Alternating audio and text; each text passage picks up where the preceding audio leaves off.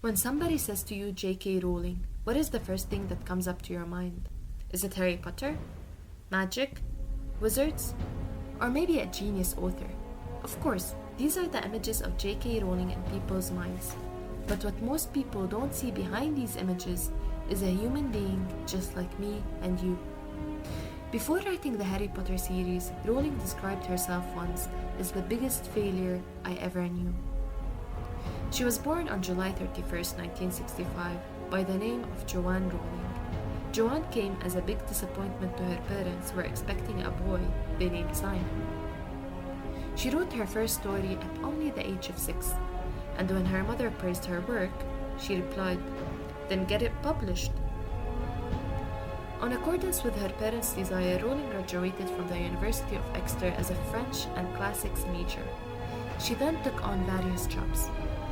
The idea for Harry Potter came to her in 1990 when she was on a delayed train where she sat for 4 hours running images and scenes in her mind with no pen in her hand to write anything down. Yet, as soon as she reached her flat, she started writing the book immediately. 6 months into her writing, Rowling got the tragic news that her mother had died. Her mother's death affected her deeply and slowed down her writing.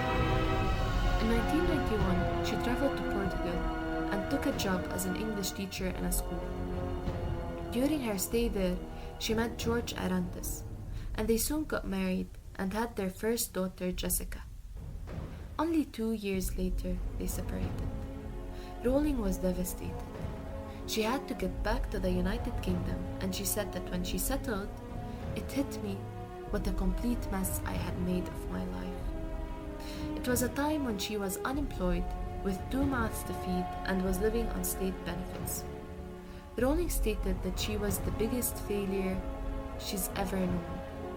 It was the year she fell into clinical depression. But that was the time when the Harry Potter boomed in her mind. She had lost absolutely everything and was left with nothing else to lose. The only reason keeping her attached to life was her daughter Jessica. So Rowling would go to cafes at night and write her story while her daughter slept. 6 years after the idea first came to her, Rowling finished writing the first Harry Potter sequel. She then found an agent who tried to publish Harry Potter and the Philosopher's Stone, but the book was refused by 12 major publishing houses. Just as Rowling was ready to give up, a small publisher, Bloomsbury, was interested.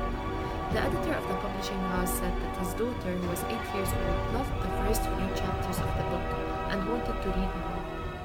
However, Rowling was advised to continue her training as a teacher because she was told writers of children's books don't tend to get very well paid. The book was published in 1996, and within a few weeks of publication, sales took off. The book was such a success in the United Kingdom that an American company, Scholastic, paid £100,000 for the rights to publish in America.